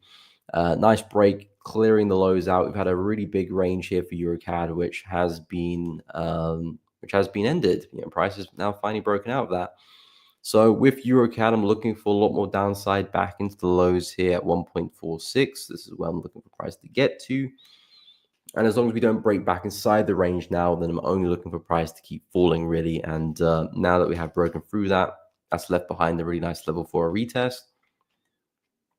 So if I highlight this area here around 1.489, I'm looking for price to come up, retest that lower high, and then continue back to the downside there. It's a really big opportunity there. If we can catch the full swing, I'll be trading stops as well. So the idea is not necessarily to catch the full swing, but just trail as best I can, really. And we'll see what price can give us. If we do pull back from here, that could be a nice first target. Say we pull back from there, that could be a nice first target to book some partials, go to break even, and then if we can continue further, great. But yeah, EuroCAD, really comfortable break to the downside. We finally, left that range alone. If we go to the higher time frames, the weekly in particular, you can see where we're trading. Massive resistance here on the left, massive support there as well. We have failed to break the high of that range in terms of having a breakout of that range. So now for me, I'm looking at a lot more downside back into the low here, which is kind of the middle point of the range. If you look at the middle point there, 50% is slightly above it, more or less, coming to that same area for retests. And then maybe we do see a push back into the low end of things as well. But for now, that's the move I'm looking at for EuroCAD. So I really like this opportunity, confident break on the higher time frames, nice daily candle closures. So looking at more downside. Taking a look at pound CAD as well, which has now made a nice move too, and definitely one I'm looking at as well. I think EuroCAD is still the slightly better opportunity, but we have now had a strong close to the downside, breaking outside of that trend line and breaking outside of that support level, which I've been going on about. So if I do drop to the 4-hour chart, you can see very, very consistent support across here. Price rejected a few times. We've finally broken through that. So now EuroCAD, looking at something like this. The only thing about pound CAD, the only thing about pound CAD is that I do want to see a bit more downside before I look for the pullback. Still a little bit shallow for my liking, but it's broken the trend line, broken support. So now for me, this is an indication that, okay, pound CAD is probably going to see more downside now. We failed at the highs there a couple times or 3 times. We had the first rejection over here, second, third there. Now we've broken through the floor, broken the trend line. I do think a bit of a bearish trend can set up now. And of course, EuroCAD, pound CAD, very similar opportunity, similar opportunities, but similar pairs as well. So yeah, pound CAD looking really, really good. Really confident break to the downside there. In terms of the other CAD pairs like Aussie CAD and New Zealand CAD, they're looking pretty bearish too, but I'm not excited about them yet. I need them to break outside these daily channels until I become a bit more excited about them. EuroCAD and pound CAD look a lot better. EuroCAD especially at the moment. So that's where my focus is. Again, not looking to trade every opportunity, but pick the best ones really, especially if there's similar pairs. EuroCAD, pound CAD, Aussie CAD, New Zealand CAD, all kind of CAD related pairs. So they do tend to do the similar thing, especially Euro and Pound and Aussie and New Zealand. They'll do similar things here. But Euro CAD looks a lot better. So I'm not as invested with Aussie CAD right now. But should I see a strong break out the channel, that could definitely interest me, especially if it's a lot of momentum there as well. So I do think if we do see that break, it could be a massive swing back into the low here.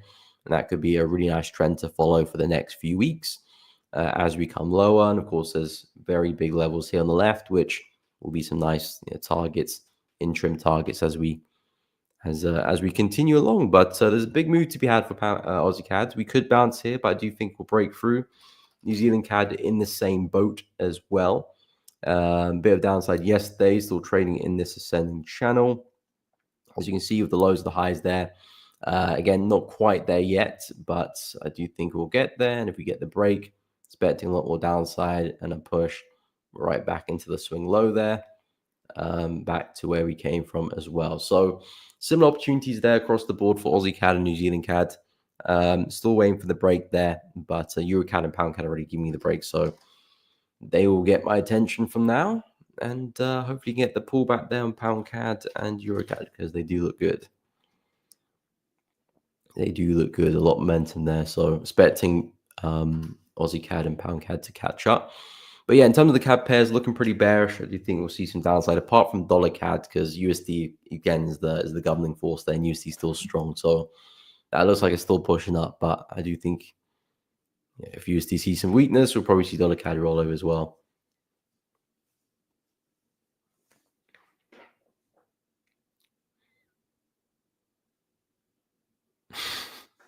Haven't seen any golden candle in years because your chart colors are all one color.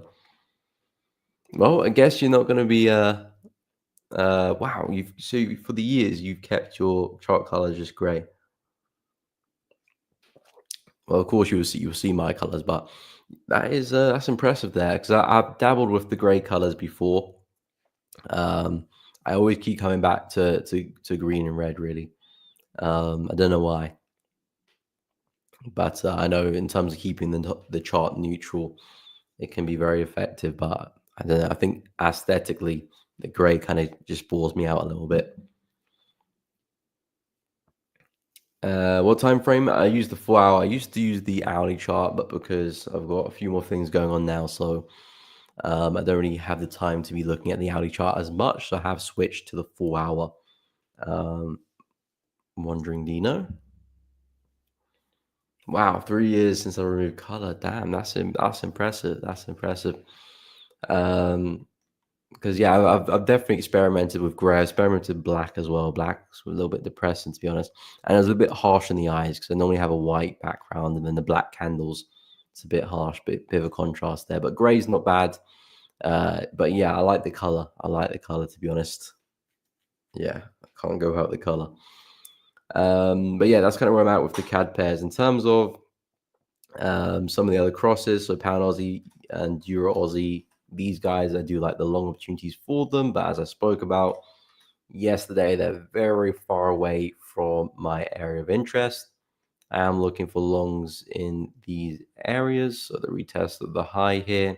I do like the longs around 1.93176. Unfortunately, we're not anywhere near there. So not really focused on that just yet. As we approach closer, that's when I'll start to study the opportunity a little bit more. But again, I'm looking for a higher low as we come into those prices. Pound NZ, the exact same thing there as well. I'm really liking the higher lows here. And if we can come back, retest the high, that to me looks like a great place for us to get into, retest that level, and again, see a nice reaction to the upside, possibly back to where we came from, back at that high. So yeah, with Pound NZ, it does look pretty bearish. Looks like we're slowly making our way there, but of course, Pound was pretty weak yesterday, so maybe that's kind of where the focus comes. But if we can keep falling, that's where I'm looking to pick it up. Yeah, more of a kind of a daily swing, but the risk reward lines up pretty well. So hopefully you can get the retest of the high. 2.12 is where I'm looking for us to get involved at. Euro NZD and Euro Aussie, I do not like these guys one bit. Still trading that big consolidation, so I'm not really interested in trading them. Again, Euro NZD, if I map out the range, Again, as long as price is kind of in these settings, difficult for me to look for sustained opportunities. Again, if we can be trading at a low, we could probably see a bounce off here. And I did speak about the bounce here yesterday, and we did see a nice bounce, but how far we go, that's the bigger question. Yesterday, I said if we can come back to the high, I think that's a good trade in itself. Anything further is a little bit more on the fortunate side of things, because again, corrective behaviors, markets all over the shop, it's just very, very difficult to work out sustained moves because the market isn't really giving us that. But yeah, nice bounce yesterday. Might see that continue a little bit further, but I wouldn't, if you're not already in the position, then I wouldn't be looking to enter. Euro Aussie, if I can spell it correctly. So yeah, Euro Aussie overall big consolidation as well. The market has been slowly pushed to the downside, as I've been talking about. I do like the retest of the high there. Not an opportunity I'm looking at myself because high time frames are not really backing it in terms of a solid trend or momentum in that direction.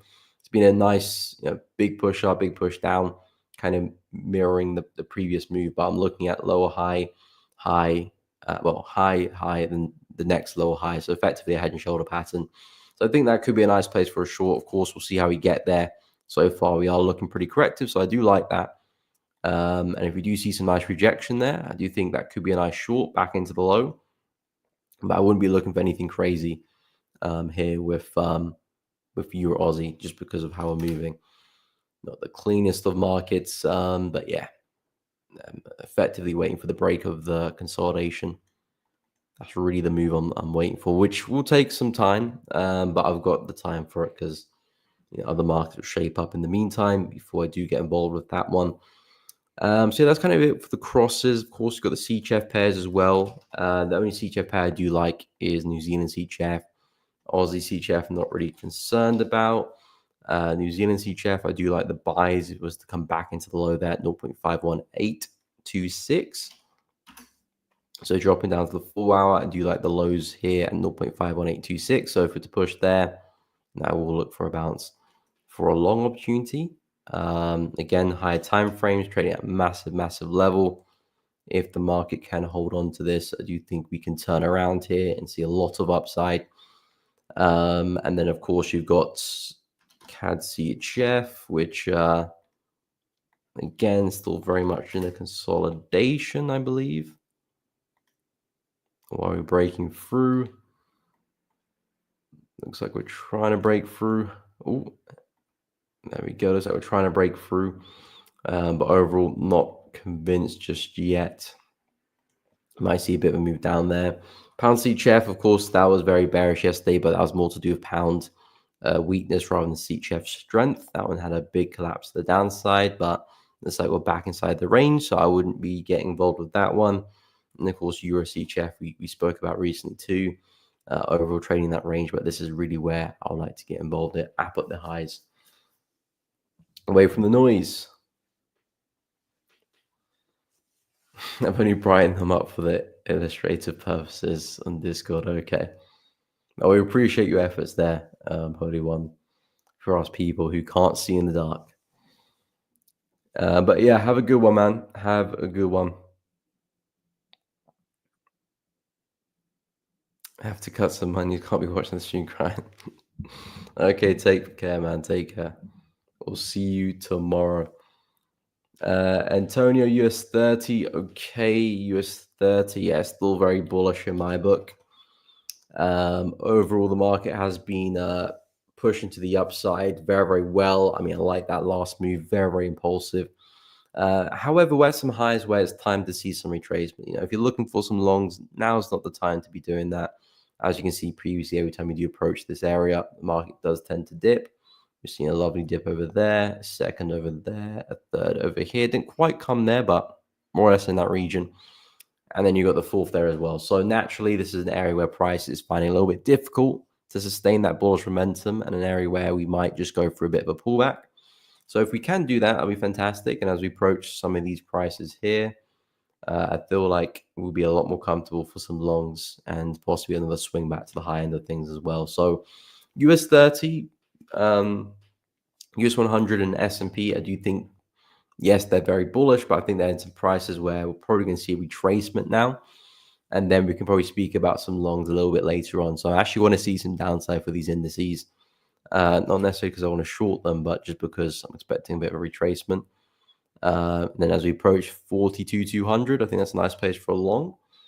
S&P 500. Yeah, I'm looking for longs around 58.69. So I retest the high. And then you got NAS 100, which again either retest the high there or come back to the line of the channel. Either which way, I would be looking at a bit of retracement there for the indices. How's the DAX doing? I haven't actually looked at this one in a while. Okay, so it didn't quite come in for the bounce, but it's just been messing around there a little bit. Still looking to see if we can reject 18,900. Big level there on the daily chart as we see massive rejection. Looking for that to act as support now and possibly see another bounce to the upside. So I do really like what I'm seeing there with the DAX. I think there's a lot of room to the upside for this one. But yeah, need to see a bit more downside before that actually is testing that level. And then we can see that bounce to the upside. But overall, the indices I'm still pretty bullish on. UK 100, this one had a big break, didn't it? Yeah, big break to the downside. Was originally looking for the bounce there, and we did see a slight bounce, but it didn't sustain. So let me look at the higher time frames with this one. Okay, so I still would be bullish, but we might just be having a bigger pullback as we approach some of these prices here. Around 7,900. Might see price come back into that and then go for the next push. So yeah, something to look at there for the DAX. And of course, your lovely JP225 for the Japanese index. Okay, we're having a bit of trouble trying to break through that high. So yeah, if the Japanese index doesn't get the sustained break of this area and we see some downside, that of course would be the catalyst to see some downside across the board for all the yen pairs. So I would keep an eye on that. I would definitely keep an eye on that. But yeah, for the yen pairs, I do think there is room to the downside for us to fall into. It's just a bit difficult to try and catch that in terms of form of trades, really. I mean, I've got setups I'm looking at, but whether they develop or not is a different question.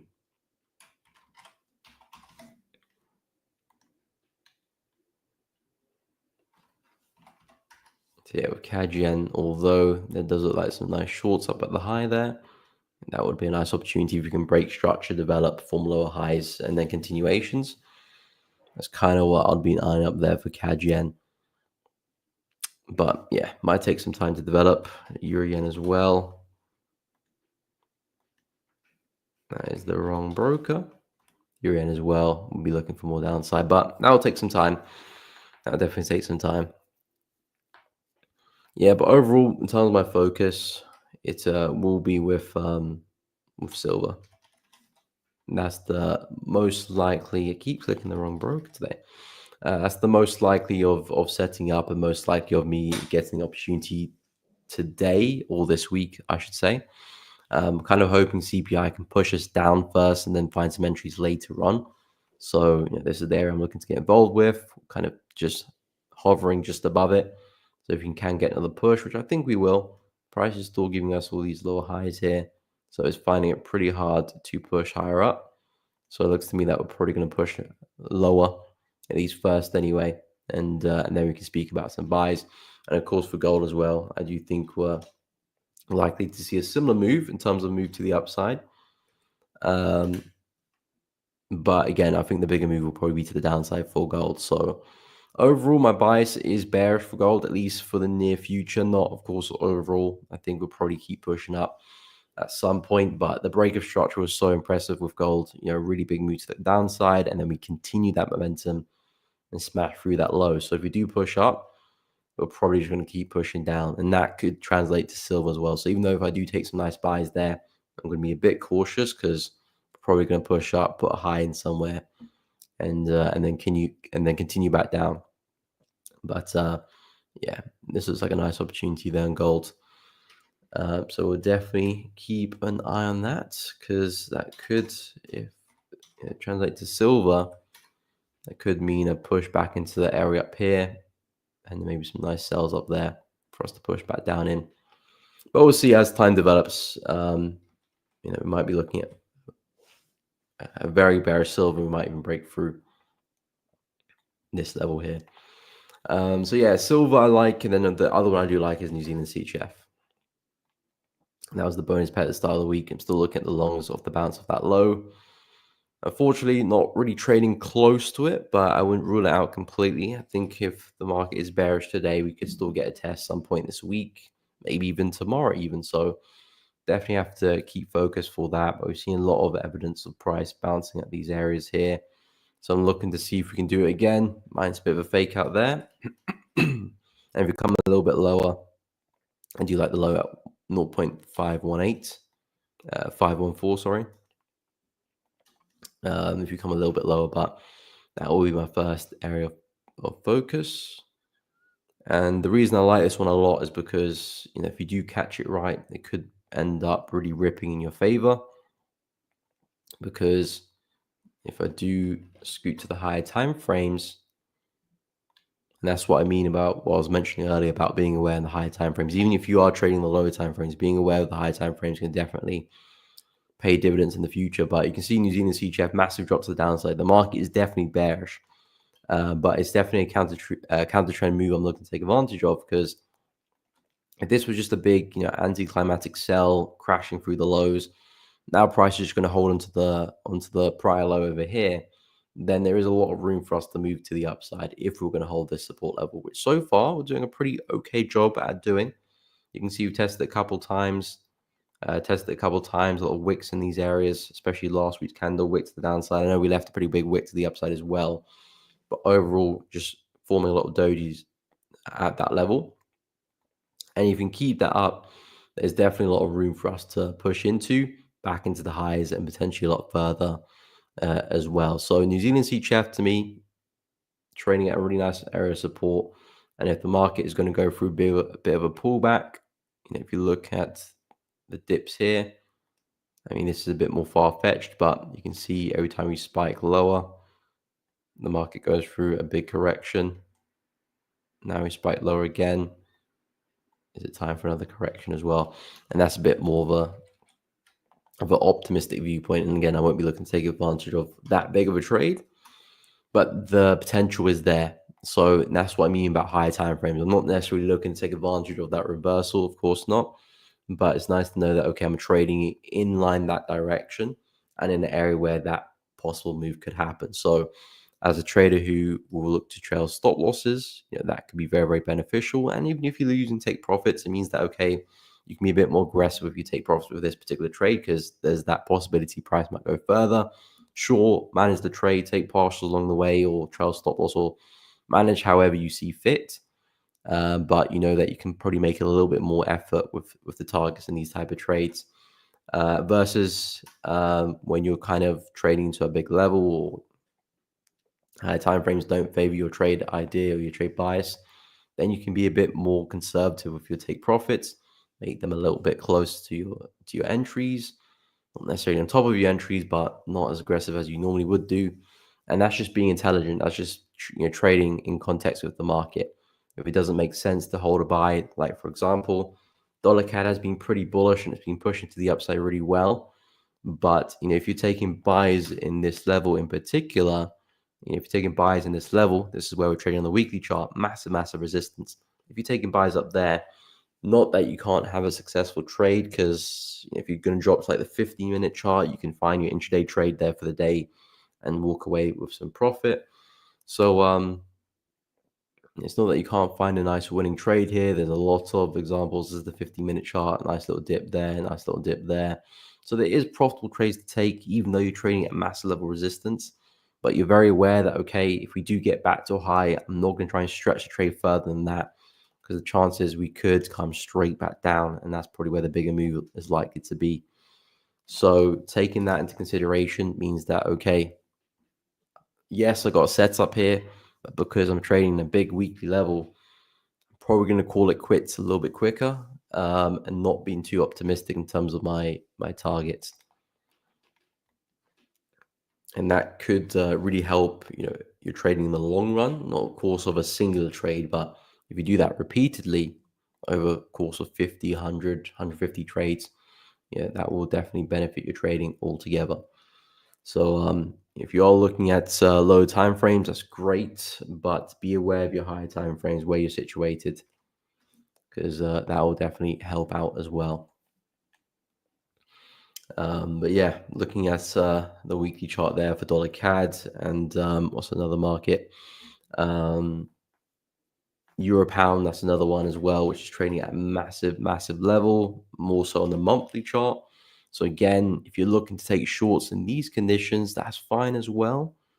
That's fine as well because there's still room to the downside. But if you're shorting, you want to be in and out pretty quickly because again, you're expecting a bigger move here to be to the upside. We might break through, but let us break through first. Let us make that breakout, and then we can look to follow that momentum once it's said and done.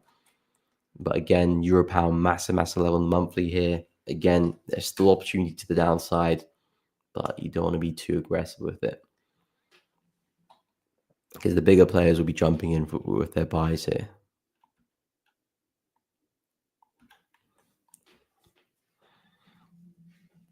What's up, Pavinator? Welcome to the stream. Hope you're doing well. Happy Wednesday, right back at you. Aussie dollar's getting interesting as always. Down, you think long entry? Okay, 0.3526. Okay, let me have a look at that. So Aussie dollar. So you're looking at. Let me move that out of the way. 0.63526.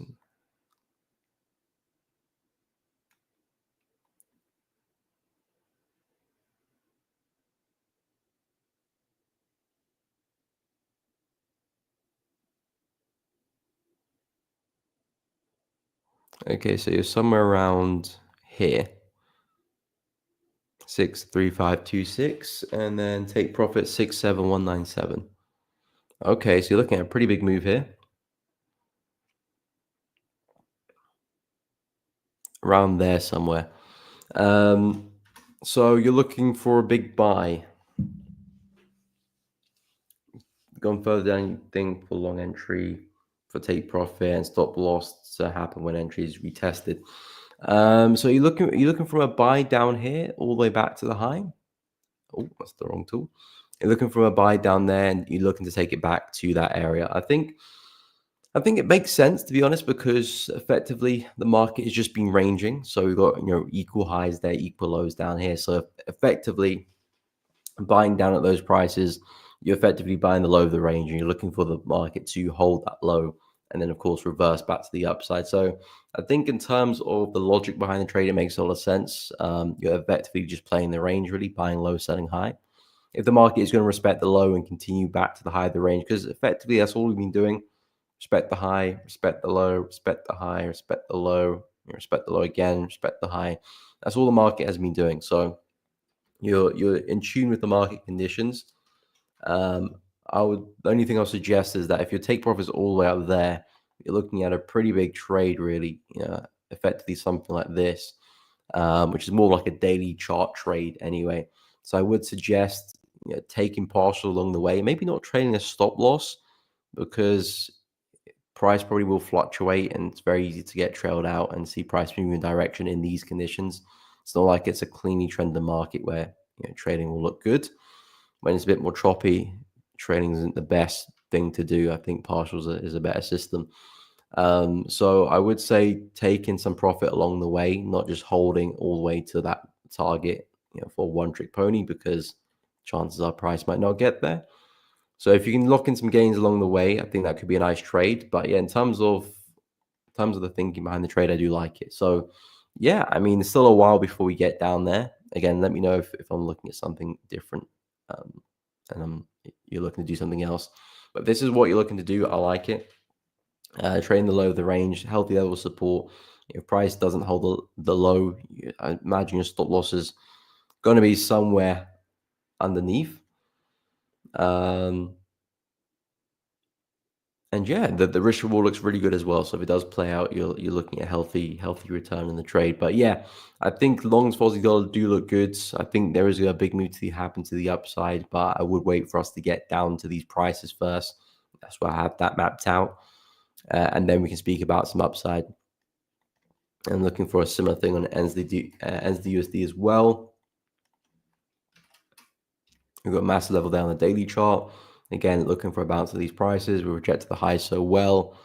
Now we're pushing back into the low. Now this is where I think we can go through a bit of a bounce. Again, may not be all the way back to the high, but I think we can get a nice reaction from that low. So yeah, I have to say I do like it. Of course, dollar will have a big part to play, where the dollar will see some downside from these areas, or will we have a big breakout? It's not looking too good at this particular level here, 105,500, unless we were to pull back there before the end of the week, or if price was going to push back into the high and then we get the sell. But either which way, I'm looking for some downside for the dollar from one of these two levels. So yeah, which of course helps the bias of Aussie dollar longs. Okay, yeah. But yeah, we do have CPI later. Yeah, okay, that's what you meant. Yeah, you do have CPI later, so maybe that could help speed things up in terms of getting entries and taking that trade. Harry, okay, EuroCAD, no problem. So yeah, EuroCAD is actually a pair that I do like. Added to the watch just because of the break we had. Well, not yesterday, the day before. Really solid break to the downside. Of course, I just left behind a really solid level of support for us to trade from. So if I do drop to the 4-hour chart, this to me looks like a nice place to short from. Really nice retest of 1.49. I do think price can get there, retest that level, and then see some more downside there. So yeah, going forward with EuroCAD, I think there's a lot of downside to be had, a lot of downside. We just broken out of a massive consolidation there. So if you're going to stay below that, the key thing is EuroCAD not breaking back above that level. If EuroCAD does break above that, things get awkward. Yeah, that could be a big fake out. So I don't want to see price do that at all. With EuroCAD, I want price to stay below. I want price to come back for the retest, of course. And if that's the case, I'm looking for us to come all the way back down into this low here, which is around 1.46. So there's a long way to go for EuroCAD. I'm really liking the breakout, healthy breakout. Now let's see if we can get the retest. Looks like we're looking a little bit bullish at the moment. I don't know if that's Euro or CAD, but we just started pushing up really strongly there, which is good because we want price to come back for the retest. So keep that up, Euro CAD. And yeah, we can speak about some shorts there, but let me have a look at pound CAD. What are you doing? Seeing a bit of upside, Aussie CAD. Not really. Euro USD. Okay, Euro is looking a little bit strong. Looks like Euro is about to bounce off that low there. I mean, that was looking pretty bearish last time I had a look. Yeah, it just closed very strongly there. But yeah, EuroCAD looks good. I do think we can go through a bit of a bounce, so we'll keep a close eye on that going forward. Yeah, probably just set an alert there because there's not much for us to do. But yeah, looking at some downside for EuroCAD going ahead into this week. But yeah, guys, we have come to the end of the stream. If you guys have found it useful, please be sure to smash the like button. Of course, subscribe to the channel if you haven't done so already. Make sure you go and hit the bell so you don't miss out on any streams or uploads in the future. Of course, guys, if you want to check out Elevating Traders prop firm, head over to the website. You can go do that. You can check out the Discord channel, which has more information there as well. You've got the discount code for discount opportunities. And of course, you can join the discussion with other traders, including myself, looking at different opportunities, discuss different trade ideas. So if you are interested, make sure you go check that out. Link to that at the top of the chat and also in the description below. But guys, really appreciate you tuning in. Have a fantastic Wednesday. As I said, I'll be live again tomorrow, every day this week. So if you are free, feel free to pop in 10 a.m. to 12 p.m. UK time. So have a good one, guys, and I'll catch you all in the next one.